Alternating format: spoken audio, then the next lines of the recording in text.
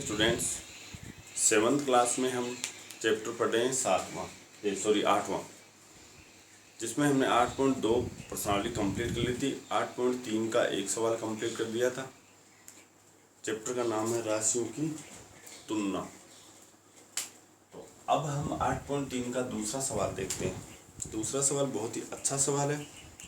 दिए गए प्रत्येक अनुपात के दोनों पदों को प्रतिशत में बदलना है।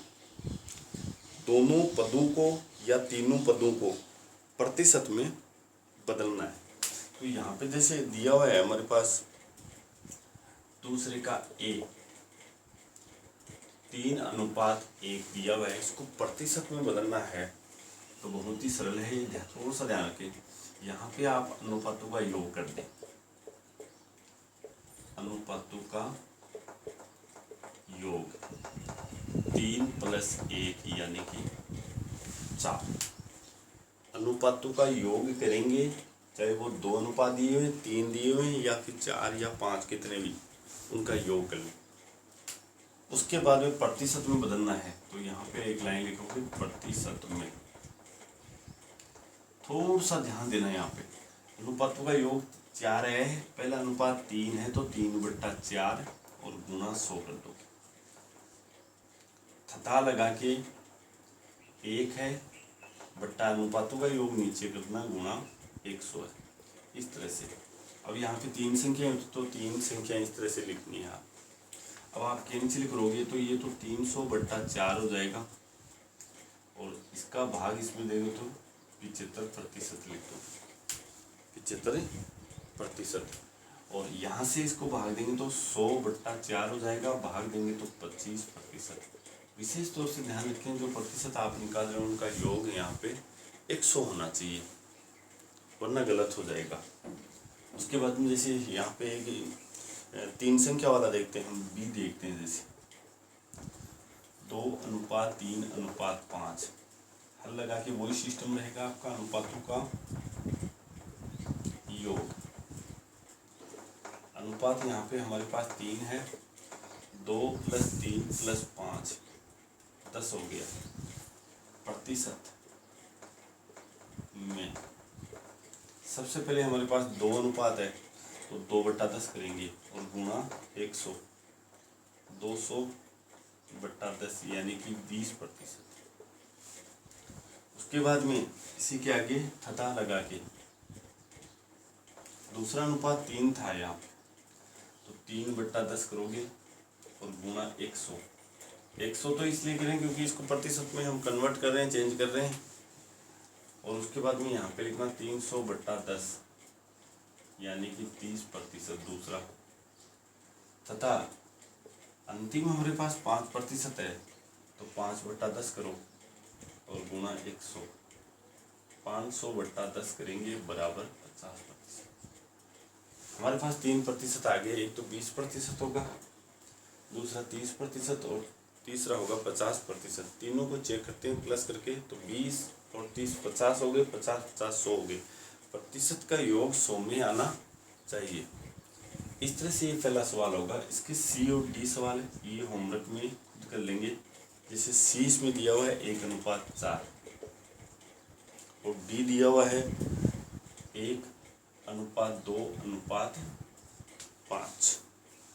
इस तरह से याद रखें। इसका प्रतिशत है वो पॉइंटों में भी आ सकता है, तो आप पॉइंटों में दे दें, या फिर मिश्रित भिन्न या साधारण भिन्न में भी आ सकता है। तो किसी में भी आए, आप लोगों का योग वहाँ पे 100 आना चाहिए। उसके बाद में तीसरा सवाल देखते हैं हम। इसका तीसरा सवाल देखिए।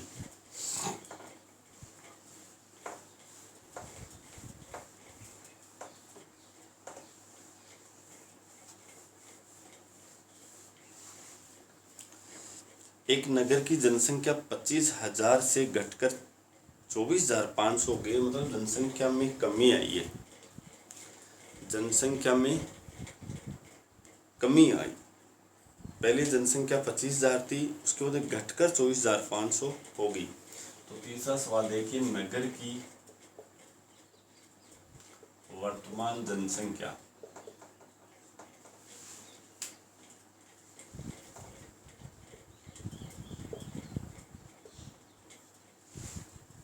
वर्तमान की जगह आप प्रारंभिक लिख दो, यानी शुरू की जनसंख्या। प्रारंभिक का अर्थ होता है यहाँ पे प्रारंभ में जनसंख्या कितनी थी, 25,000 शुरू में। उसके बाद में नगर की वर्तमान जनसंख्या अब देखिए कितनी है, नगर की वर्तमान जनसंख्या ये आएगी, जिसको आप अंतिम भी लिख सकते हो, वर्तमान की जगह अंतिम जनसंख्या भी लिख सकते हो। अंत में कितनी थी, तो वो है 24,500। यहाँ पे अच्छी तरह से देखोगे तो देखो यहाँ 25,000 थी, यहाँ 24,500 होगी।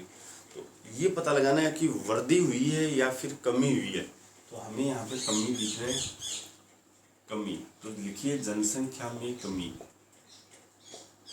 जनसंख्या में कमी बराबर आप लिखोगे 25,000 माइनस 24,500, यानी कि 500 जनसंख्या है वो कम होगी, 500 कम होगी। कमी का प्रतिशत निकालना है, घटने का प्रतिशत ज्ञात कीजिए। तो ह्रास दर बोल सकते हो, कमी दर बोल सकते हो, या कमी प्रतिशत लिख सकते हो। तो कमी प्रतिशत, या फिर इसको ह्रास दर भी बोल सकते हैं, बराबर कमी बटा हमेशा प्रारंभिक मान पर प्रतिशत निकलेगा, दर है वो प्रारंभिक मान पर निकलेगा, प्रारंभिक जनसंख्या गुणा 100। कमी कितने की हुई है, 500 की, बटा प्रारंभिक जनसंख्या कितनी थी, 25,000 थी। ये चाहे कमी हो चाहे वृद्धि हो, प्रारंभिक मूल्य पर या प्रारंभिक मान पर या प्रारंभिक जनसंख्या पर ही निकलेगी, 25,000 गुणा 100। तो यहाँ से देखो डायरेक्ट कैंसिल कर सकते हो आप, जैसे 3 शून्य से ये 3 शून्य कट गई हमारी ऊपर वाली, और 50 में 25 का भाग देंगे तो 50 बटा 25 लिख के फिर 2% की कमी होगी, 2% की कमी आ जाएगा। ये आपका आंसर होगा। बहुत ही अच्छा सवाल है। उसके बाद में अगला सवाल देखते हैं। अरुण ने एक कार 3,50,000 रुपये में खरीदी, अगले वर्ष उसका मूल्य बढ़कर, ये आप लोग स्वयं करेंगे। चौथा सवाल, जिस तरह से तीसरा सवाल है वैसा ही चौथा है, इसको आप होमवर्क में कर लेंगे कि अरुण ने एक कार 3,50,000 रुपये में खरीदी। तो आप एक कार का प्रारंभिक मूल्य लिखोगे 3,50,000 रुपये, और अगले वर्ष उसका मूल्य यानी कि अंतिम जो मान है या अंतिम मूल्य हो जाएगा उसका 3,70,000। अब यहाँ पे देखना, देखो शुरू में प्रारंभिक मूल्य था उसका 3,50,000 और अंतिम जो मूल्य था उसका था ये है 3,70,000 है। तो यहाँ पे साफ साफ आपको दिख रहा है कि इसमें वृद्धि होगी, प्लस होगी, वृद्धि होगी। तो वृद्धि दर निकालोगे, जैसे वृद्धि प्रतिशत लिख सकते हो या वृद्धि दर निकाल सकते हो। तो यहाँ पे कमी की जगह वृद्धि आ जाएगा, वृद्धि बटा प्रारंभिक मान है, जनसंख्या को नहीं लिखोगे, या प्रारंभिक मूल्य लिख सकते हो गुणा 100, और इसी तरह से इसको निकालना है। उसके बाद में पांचवा सवाल देखिए, अच्छा सवाल है। चौथा सवाल आप स्वयं करेंगे। पांचवा देखिए,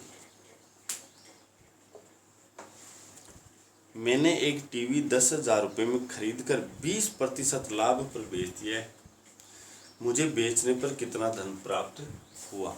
यानी बेचने का मतलब विक्रय मूल्य, मुझे विक्रय मूल्य निकालना है।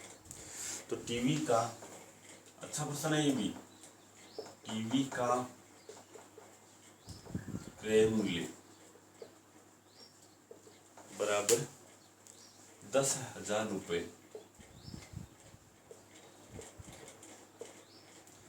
उसके बाद में यहाँ पे लाभ दे रखा है, लाभ या हानि में से एक देगा आपको, इसमें लाभ दे रखा है, लाभ प्रतिशत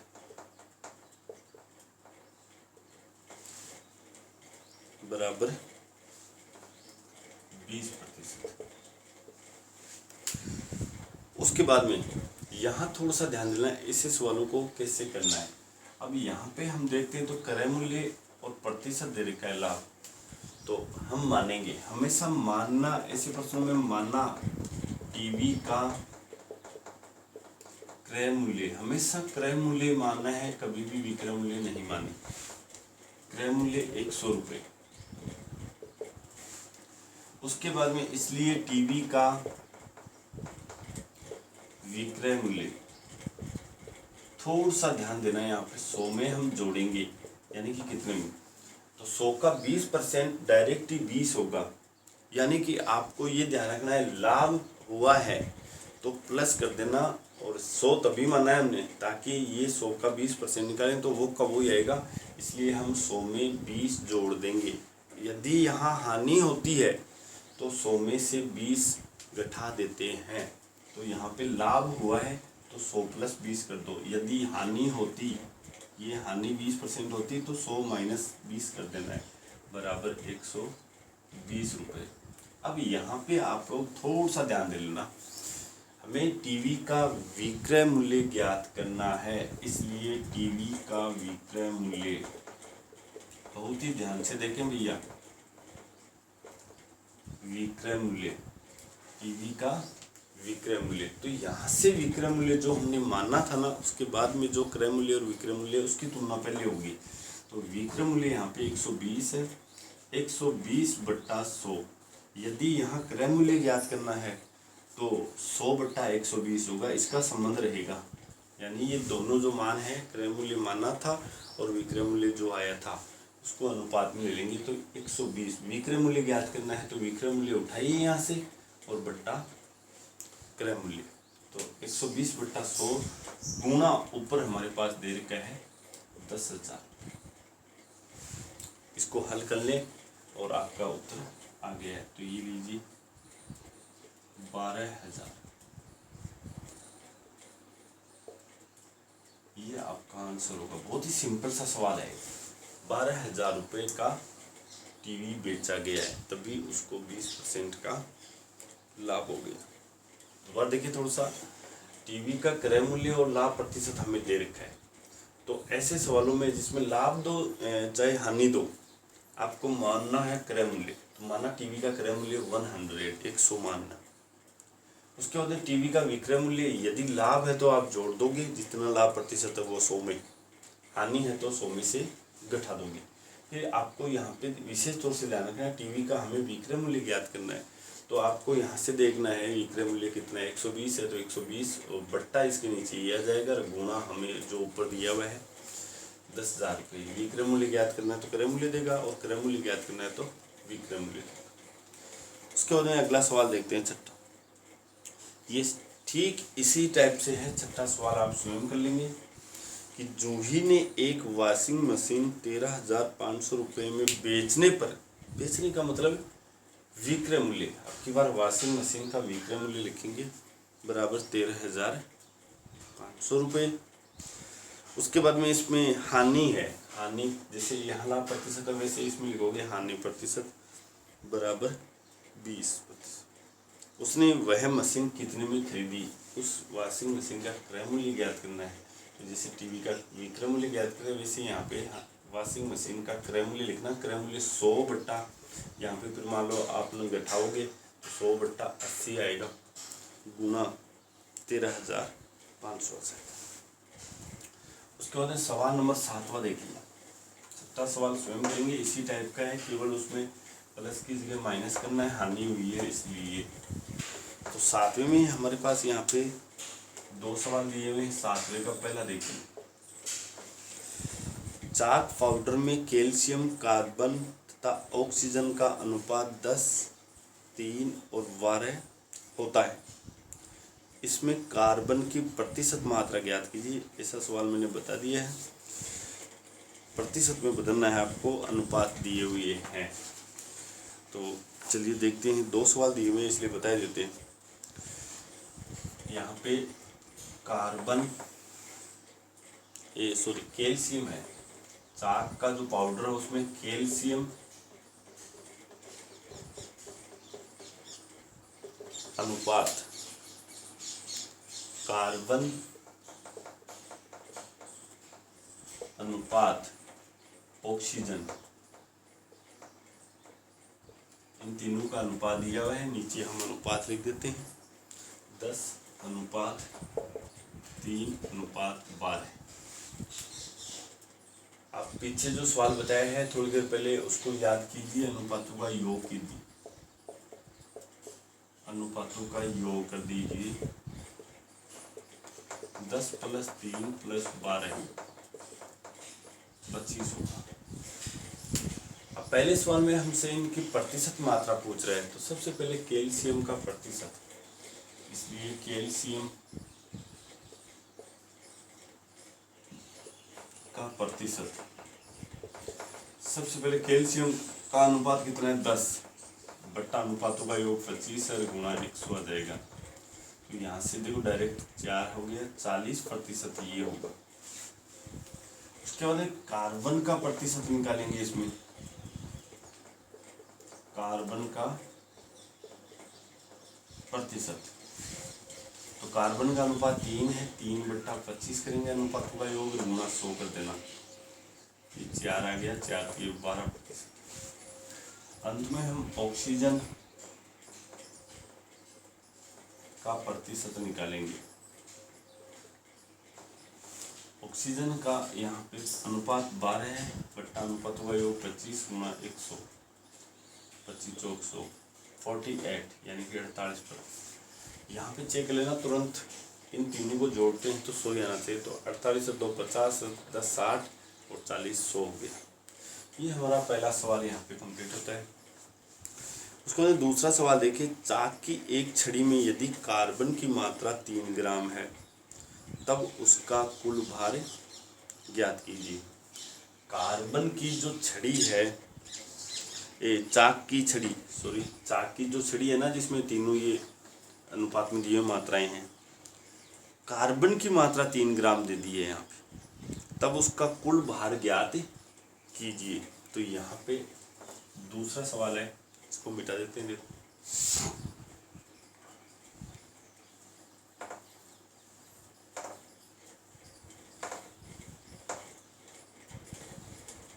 दूसरा सवाल देखिए,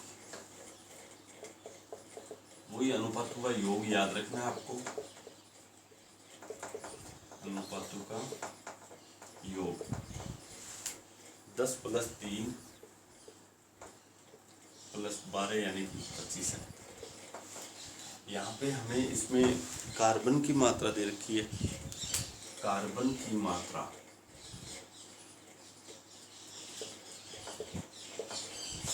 बराबर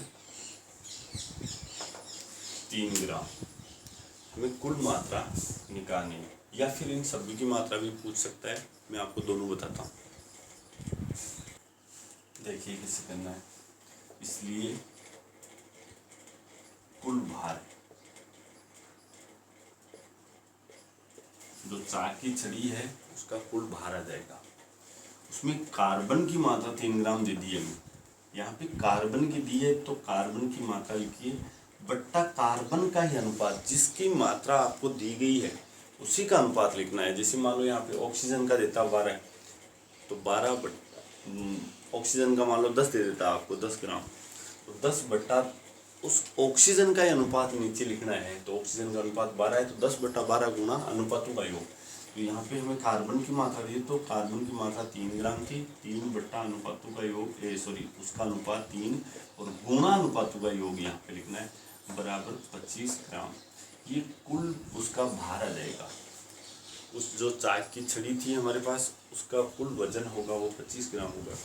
अब यदि आपसे उसमें कार्बन की तो 3 ग्राम है ही, ऑक्सीजन की मान लो पूछे, बाहर पूछे ना ऑक्सीजन का कितना है, तो ऑक्सीजन यहाँ थोड़ा सा ध्यान रखना है। ऑक्सीजन का हमें पूछ रहा है, तो ऑक्सीजन का यहाँ पे अनुपात कितना है 12 यहाँ ऑक्सीजन का अनुपात है 12 बट्टा कुल अनुपात कितना है 25 गुणा अनुपातों का योग 25। यहाँ पे थोड़ा सा ध्यान दे लेना है। यहाँ पे 12 बट्टा अनुपातों का योग गुणा कुल भार, यहाँ पे कुल भार है, तो कुल भार हमारे पास 25 ग्राम था ही, और इसको हल करेंगे तो वो 12 ग्राम आएगा। दोबारा देखिए, ऑक्सीजन की मात्रा पूछे तो ऑक्सीजन का अनुपात ले लीजिए यहाँ से, बट्टा अनुपातों का योग हमारे पास 25 था, गुणा कुल भार, तो कुल भार उसका 25 ग्राम था। इस तरह से आप निकालेंगे। तो इसमें केवल आपको इतना ही करना है। दूसरा तो 7वें के दूसरे भी हो गए हैं। उसके बाद में 8वां सवाल मैंने बता दिया है आपको, ऐसा ही है, आप स्वयं करेंगे। तो यहाँ आपको 8 तक सवाल कंप्लीट कर लेने हैं, ये मैंने बता दिया है। क्रय मूल्य दे रखा है, उसमें 275 रुपये और हानि दे रखी है, तो विक्रय मूल्य ज्ञात करना है। तो ये सवाल हमारा 5वें और 6ठे की तरह ही था, 8वां भी। बाकी कल देखते हैं। Thank you.